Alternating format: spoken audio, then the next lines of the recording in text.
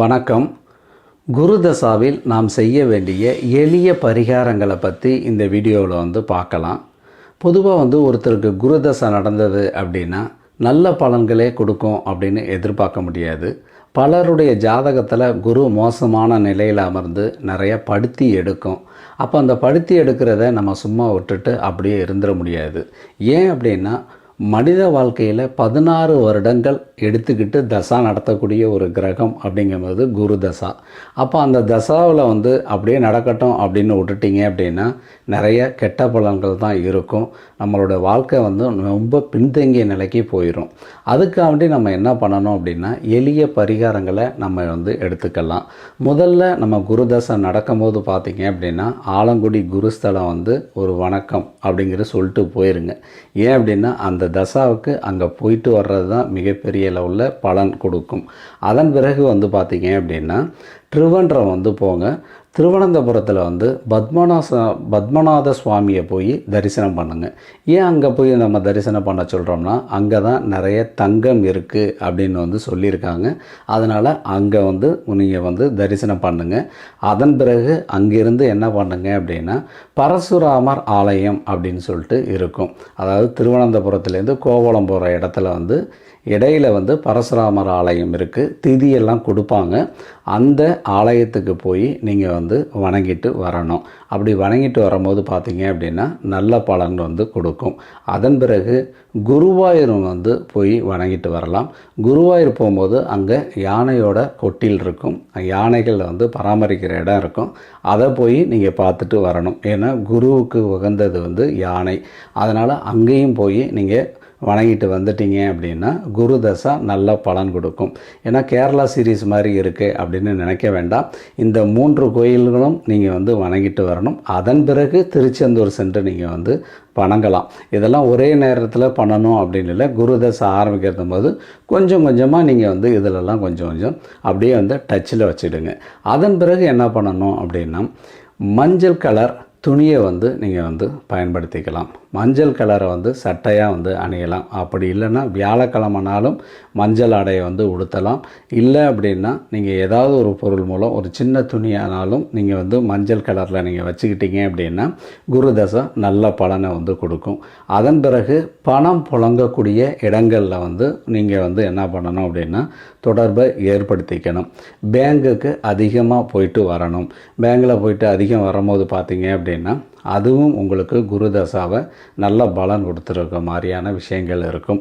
எங்கே ட்ரெஸரி இருக்கோ அங்கெல்லாம் போயிட்டு நீங்கள் அதிக தொடர்பை ஏற்படுத்தும் போது குரு தசாவில் நல்ல பலன் அப்படிங்கிறது இருக்கும். தங்கத்தை வாங்கி சேர்க்க பாருங்கள்.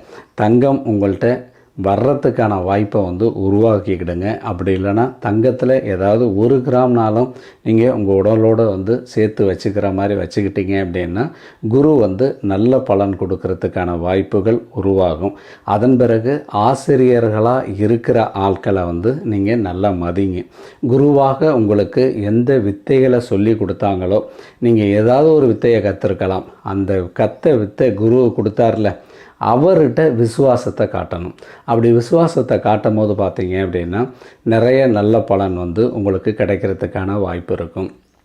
குரு காட்டக்கூடிய இடம் 9ஆம் இடம், அடுத்தது பூர்வ புண்ணியம் அப்படின்னு சொல்லக்கூடிய இந்த 2 இடங்களையும் காட்டக்கூடியது.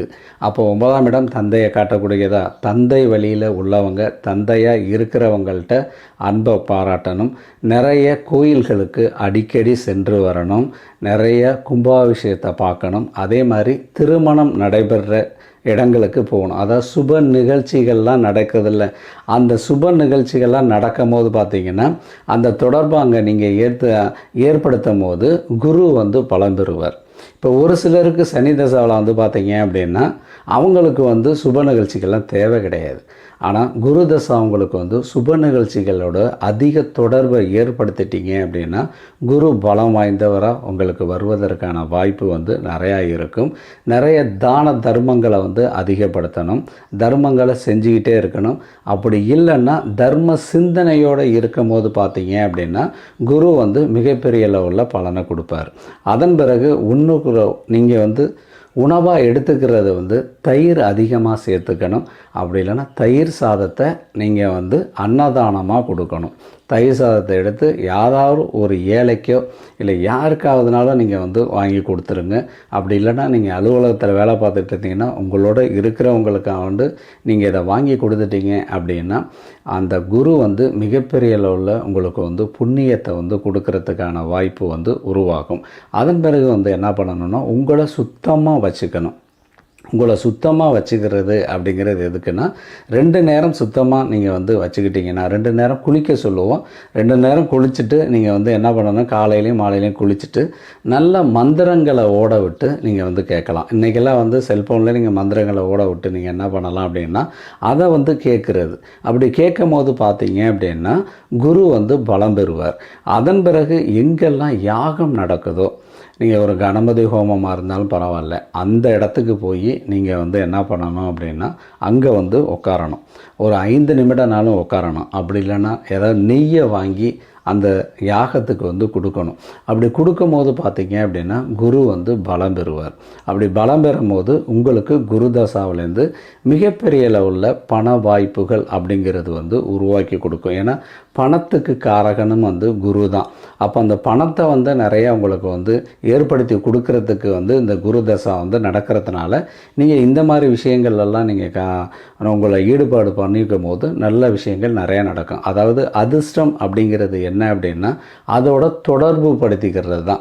அப்போ அதோட தொடர்பு படுத்தும் போது இந்த தசாவும் என்ன பண்ணுது அப்படின்னா அதுக்கு தகுந்த மாதிரி உங்களுக்கு வந்து பலனை வந்து கொடுக்கும். அப்படிங்கிறதுனால இந்த விஷயங்கள் எல்லாத்தையுமே வந்து பாருங்கன்னா பார்த்து நீங்கள் செஞ்சுக்கிடுங்க.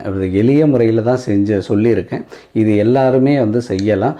குரு தசாவை நீங்கள் வந்து என்ன பண்ணணும், இந்த பரிகாரங்களை செஞ்சு குரு எப்படி இருந்தாலும் பரவாயில்ல, நீங்கள் வந்து இதோட எல்லாம் ஈடுபாடு காட்டிட்டீங்க அப்படின்னா இந்த 16 வருஷத்துலேயே மிகப்பெரிய வளர்ச்சியை வந்து உங்களுக்கு குரு தசா வந்து கொடுக்கும்.